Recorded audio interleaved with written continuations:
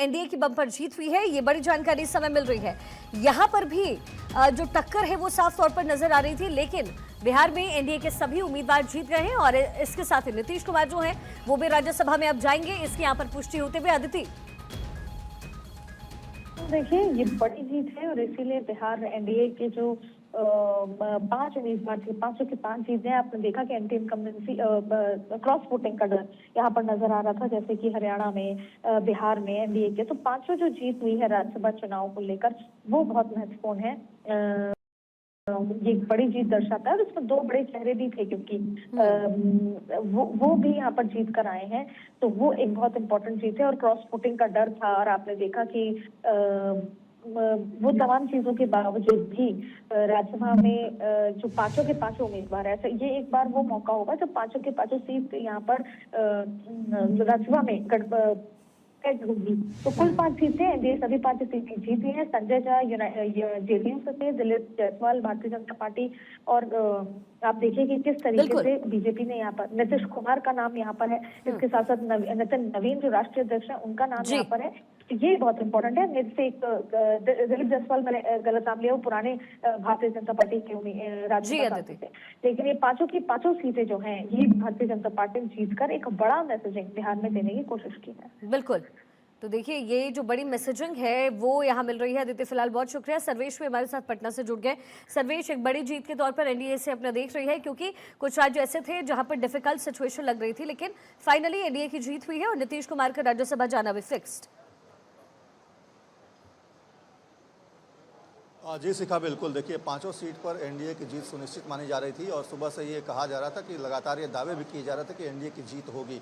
और जिस तरीके से 5वीं सीट पे शिवेश राम और एडी सिंह आमने सामने थे, वैसी परिस्थिति में जो कांग्रेस के 3 विधायक हैं, मनोहर सिंह, मनोज विश्वास, सुरेंद्र पासवान और आरजेडी के एक विधायक फैसल रहमान, ये लोग एब्सेंट हो गए, जिसकी वजह से जो महागठबंधन है उसके पक्ष में कुल 37 वोट पड़े हैं और जो शिवेश राम है उनके पक्ष में 38 वोट पड़े हैं। अब दूसरी वरीयता के वोटों की भी गिनती होगी, उसके बाद नतीजे का ऐलान किया जाएगा। लेकिन जिस तरीके से हालात जो बने हैं उससे स्पष्ट हो गया है कि एनडीए 500 सीट बहुत आसानी से जीत चुका है और एनडीए के 5 उम्मीदवार अब राज्यसभा में जाएंगे, जिसमें नितिन नवीन भी होंगे, नीतीश कुमार होंगे, रामनाथ ठाकुर होंगे, शिवेश राम होंगे और ये तमाम लोग अब राज्यसभा पहुंचेंगे। तो एक तरह से कहा जाए तो जो उम्मीदें थी उस पर एक तरह से मुहर लगता हुआ दिख रहा है। उपेंद्र कुशवाहा की भी जीत सुनिश्चित मानी जा रही है। तो एक तरह से कहा जाए शिखा, तो जो 5 सीटें थी और जिस पर लगातार एनडीए दावा कर रहा था और ये कह रहा था कि उनकी जीत होगी, वो अब सुनिश्चित मानी जा रही है। दूसरी तरफ जो बेड़ाबंदी की आरजेडी और महागठबंधन के लोगों ने अपने विधायकों की, वो काम नहीं कर सका और निश्चित तौर पर उसका जो है खामियाजा आरजेडी को भुगतना पड़ा, क्योंकि जिस तरीके से महागठबंधन 4 विधायक आज एब्सेंट हो गए, उसको लेकर कहीं ना कहीं उनको मुंह की खानी पड़ी है। शिखा, सर्वेश, उपेंद्र कुशवाहा की सीट को लेकर के भी जरा पशुपेश की स्थिति थी, ये कैसे पूरा सॉल्व हुआ है? और जाहिर है बिहार में जो राजनीति है वो बदल जाएगी, क्योंकि नीतीश कुमार अपनी सीएम की कुर्सी छोड़ देंगे। ऐसे में बिहार की राजनीति को ओवरऑल किस तरीके से बदलते हुए आप देख रहे हैं?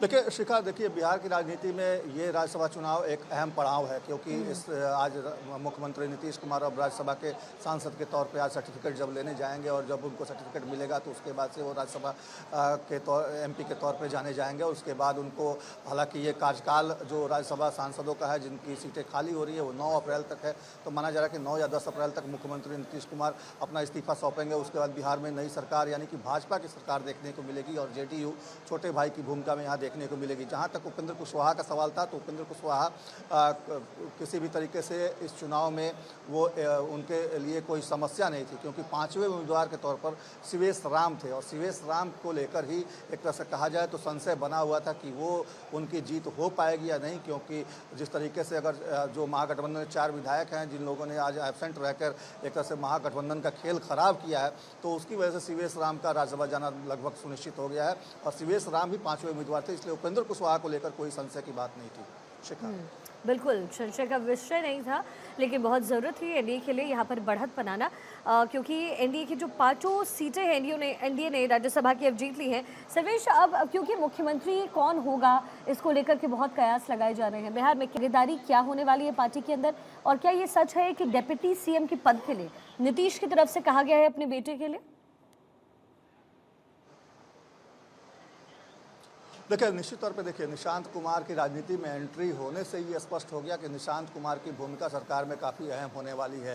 और जिस तरीके से नीतीश कुमार ने सम्राट चौधरी के कंधे पर हाथ रखकर समृद्धि यात्रा के दौरान कई बार ऐसा मैसेज दिया है कि अगले मुख्यमंत्री के तौर पर नीतीश कुमार सम्राट चौधरी को ही देखना चाहते हैं। तो ऐसी परिस्थिति में सम्राट चौधरी का मुख्यमंत्री बनना लगभग तय माना जा रहा है। हालांकि बीजेपी अपने पत्ते जल्द नहीं खोलती है, और जब पत्ते खोलती है तो बहुत कुछ चीज़ें चौंकाने वाली भी सामने आती है। जहाँ तक निशांत कुमार की बात है, तो निशांत की पार्टी में एंट्री कराई गई है, और उनके लिए 13 करीब विधायक ऐसे हैं, युवा विधायक, जिनको लेकर एक कोर टीम बनाई गई है, और 7 लोगों के साथ टीम निशांत भी बनाया गया है, जो निशांत कुमार को एक तरह से कहें तो उनके पॉलिटिकल ग्रूमिंग के लिए वो विधायक काफ़ी अहम होंगे। तो एक तरह से निशांत कुमार की पॉलिटिकल ग्रूमिंग शुरू कर दी गई है, और माना यही जा रहा है कि निशांत कुमार डेप्यूटी सीएम के पद पे काबिज हो सकते हैं और बैठे हुए नजर आ सकते हैं। चलिए, ठीक है।